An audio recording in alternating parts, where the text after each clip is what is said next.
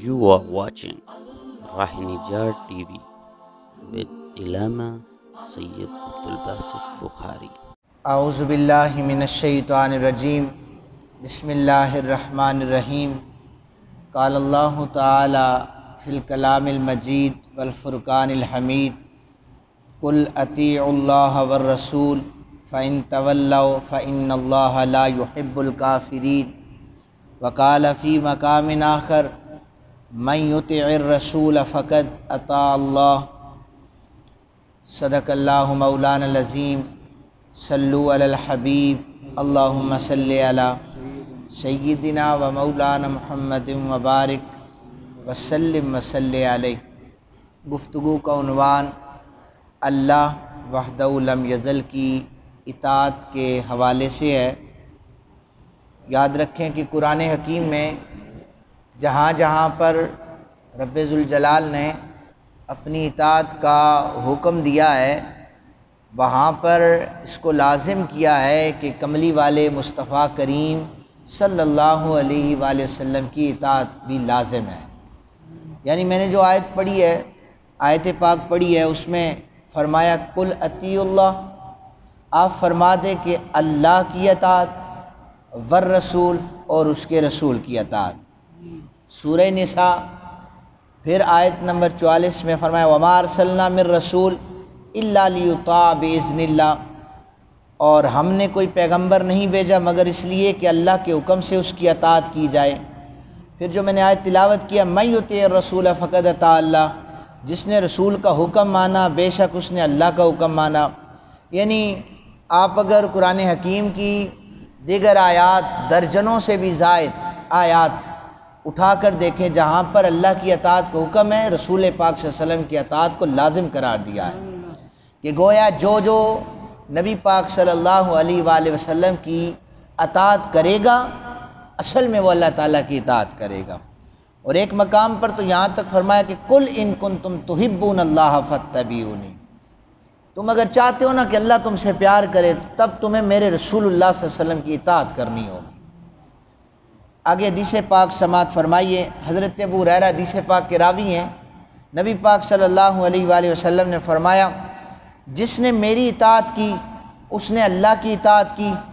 جس نے میری نافرمانی کی اس نے اللہ کی نافرمانی کی۔ گویا شریعت رسول صلی اللہ علیہ وآلہ وسلم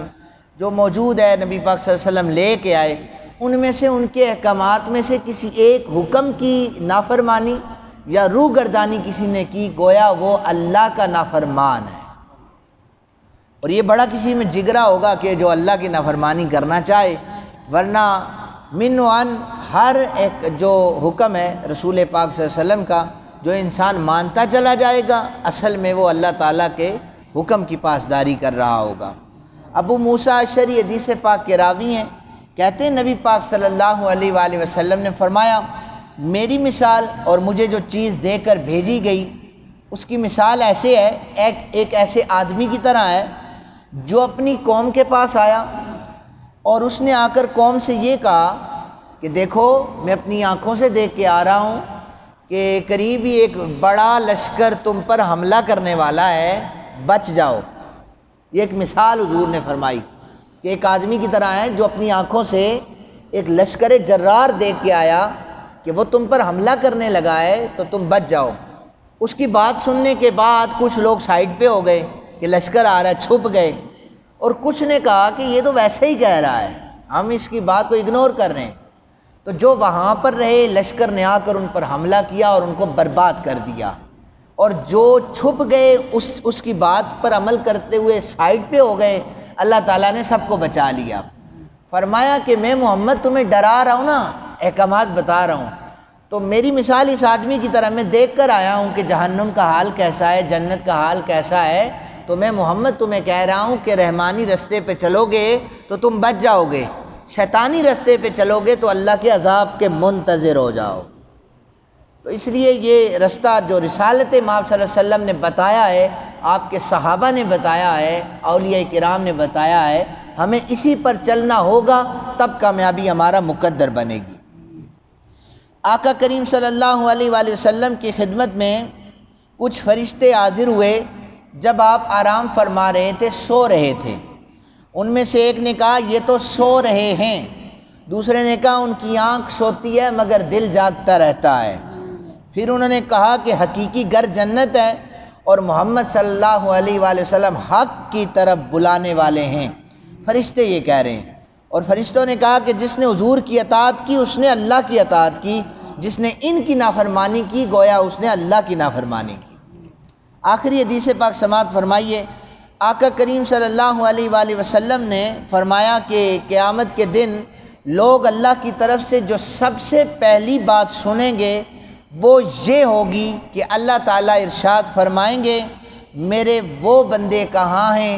جنہوں نے مجھے دیکھے بغیر میری اطاعت کی۔ اللہ تعالیٰ فرمائے گا کہ میری اطاعت مجھے دیکھے بغیر کی اور میرے رسولوں کی تصدیق بھی کی، میرے رسولوں کا حکم بھی مانا۔ تو اب ظاہر ہے جن لوگوں نے اطاعت رسول کی ہے، رسولوں کو مانا ہے، ان کے احکامات کو آگے ہو جائیں گے۔ مالک ہم ہیں، ہم نے دنیا میں رہتے ہوئے اطاعت کی، فرما برداری کی۔ فرمائے گا اللہ تعالیٰ کہ یہ یوم المزید ہے، یعنی یہ میرے لطف و کرم اور بے بہا انعامات کا دن ہے، آج تم پر انعامات کی بارش برسائی جائے گی۔ وہ لوگ اس بات پر اتفاق کر لیں گے کہ اللہ تعالیٰ ہم سے بڑا خوش ہے۔ اللہ تعالیٰ پھر فرمائے گا اے جنتیو، اگر میں تم سے راضی نہ ہوتا تو میں اپنی جنت میں تمہیں نہ ٹھہراتا، تم نے میرے رسولوں کی اطاعت کی ہے لہذا جنت میں تمہیں میں نے ٹھہرایا ہے، مانگو نا اور کیا مانگنا چاہتے ہو۔ بیک زبان ہو کر سارے کہیں گے مالک ہم یہی چاہتے ہیں، جنت بھی دے دیا ہے، سکون بھی دے دیا، ہمیں اپنا دیدار عطا فرما دے۔ اللہ تعالیٰ اپنے چہرے سے پردہ ہٹائے گا اور سارے بندوں کو اپنا دیدار عطا فرما دے گا۔ اور نبی پاک صلی اللہ علیہ وآلہ وسلم نے فرمایا کہ اگر اللہ کا حکم اس میں بھی نہ ہوتا تو اللہ کے دیدار سے سارے لوگ جل جاتے۔ وہ نور کی جھلک اتنی تپش تھی، اتنی سخت تھی وہ تجلی کہ لوگ جل جاتے،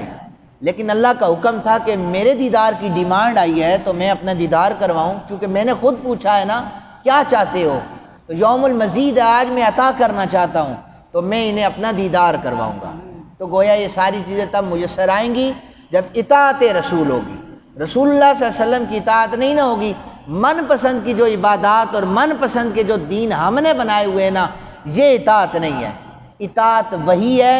جو شریعت رسول صلی اللہ علیہ وآلہ وسلم۔ ہیل و حجت، بہانے، ڈرامے یہ اپنی جگہ پر ہوں گے، لیکن صرف اور صرف اگر کامیابی ہمارا مقدر بنے گی وہ تب بنے گی جب اللہ کے رسول صلی اللہ علیہ وسلم کی بتائے ہوئے اصولوں کے مطابق زندگیاں گزاری جائیں گی۔ میں اللہ سے دعا کرتا ہوں اللہ تعالی ہم سب کو باعمل انسان بنائے اور اس پر استقامت عطا فرمائے۔ وما علینا